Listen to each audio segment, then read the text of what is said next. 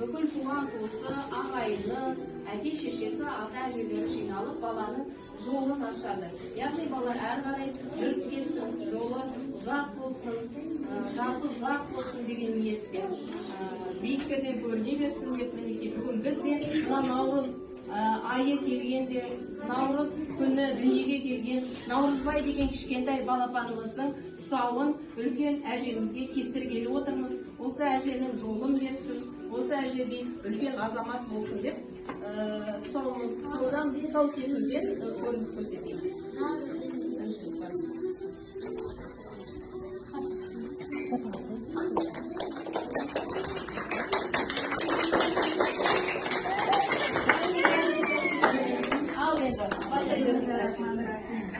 Әндінің тұсауын кесуге дайындалып жатырмыз. Бүгін бірінші наурыз күні.